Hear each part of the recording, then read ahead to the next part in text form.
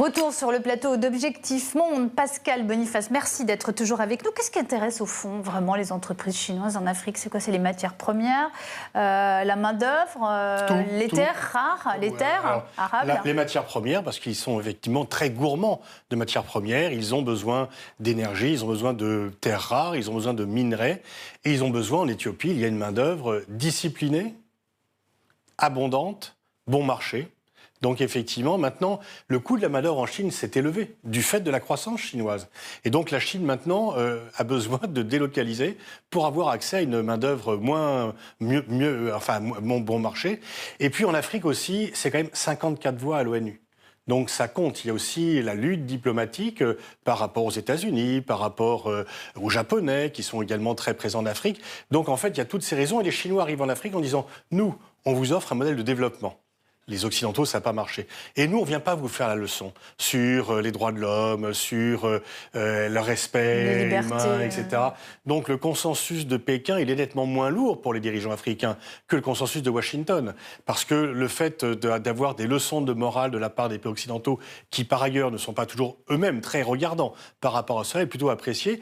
Et pour de nombreux pays africains, le modèle de développement régime autoritaire, mais qui est efficace, qui se développe, c'est plutôt attractif.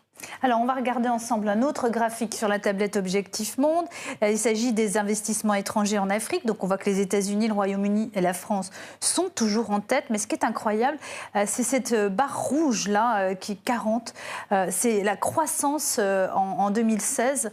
La manière incroyable entre 2011 et 2016 avec laquelle la part des investissements chinois se sont accrus. C'est vrai que ça passe du simple au double, voire presque au triple. Et maintenant, la Chine est le premier partenaire commercial de nombreux pays africains, devant la France. La voie ferrée dont on a montré la construction et la mise en œuvre dans votre reportage, c'était une voie ferrée française auparavant. Là, elle est chinoise.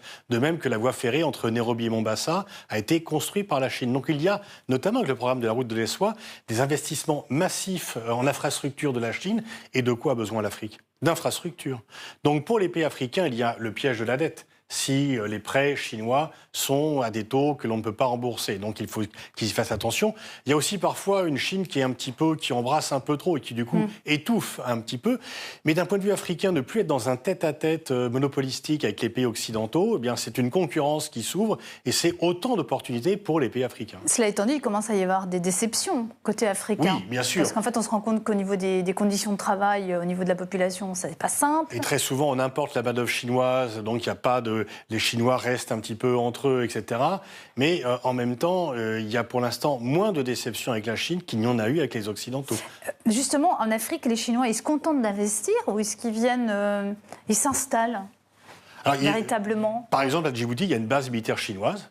Donc il y a à côté de la base militaire française et américaine, il y a une base militaire chinoise qui est quand même c'est quand même quelque chose d'important. Et effectivement, c'est une fois encore le plus grand partenaire commercial de plusieurs pays et ils veulent investir. Le sommet Chine-Afrique a réuni plus de 45 chefs d'État et de gouvernement. Donc la Chine, elle n'est pas uniquement là pour le commerce. Elle est aussi là pour la diplomatie. La Chine veut aussi faire de la coopération culturelle, veut aussi faire du soft power. Le soft power était complètement mis de côté par les Chinois auparavant. Ils ont compris que c'était leur point faible et qu'il fallait y investir. La Chine, elle investit aussi beaucoup dans les opérations, dans les financements des opérations de maintien de la paix. C'est aussi une des premières armées du monde. C'est l'un des plus grands contingents onusiens. Et puis aussi dans la formation. De nombreux cadres africains sont invités, tout frais payés, en Chine, pour faire des sessions de formation de 15 jours, 3 semaines. Ils reviennent généralement émerveillés.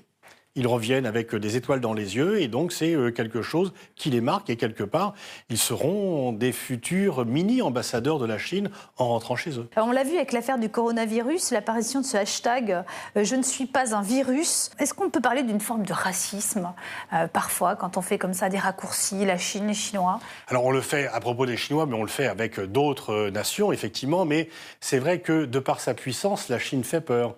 De par sa montée en en puissance depuis si rapide, si colossal, c'est historique. Jamais dans l'histoire, un pays ne s'est développé aussi largement, aussi intensément et aussi rapidement. Et donc, la peur du péril jaune, elle n'est pas tout à fait nouvelle. C'est quelque chose qui marque un peu.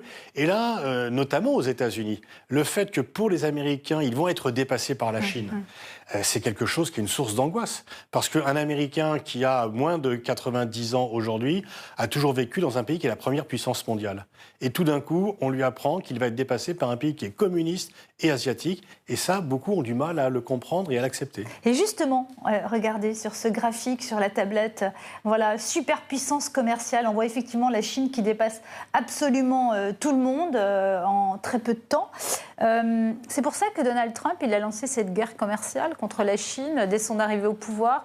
Il a voulu essayer de freiner oui, la croissance. Il n'y est pas arrivé, il arrive au pouvoir. Ils ont signé un accord commercial d'ailleurs. Oui, il y a très peu de temps. que Trump a son habitude à présenter comme le meilleur accord commercial jamais signé. C'est pour ses électeurs. Les Chinois n'ont pas communiqué, mais les vrais gagnants, ce sont les Chinois.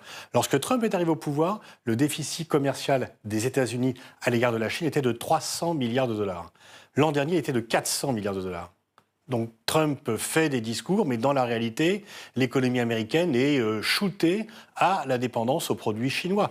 Et lorsque l'on taxe les produits chinois, eh bien, ce sont les industriels américains qui sont moins concurrentiels. Parce que si vous taxez à 25% les composants qui viennent de Chine, ce sont les produits d'Apple qui vont ne plus être compétitifs sur le marché mondial. Il n'y a pas des produits qui sont uniquement fabriqués en Chine pour être importés aux États-Unis. Il y a des composants de chaque produit. Et le fait d'avoir voulu fermer le marché américain Huawei va faire que les Chinois vont se débrouiller pour le plus rapidement possible ne pas être dépendants des composants américains.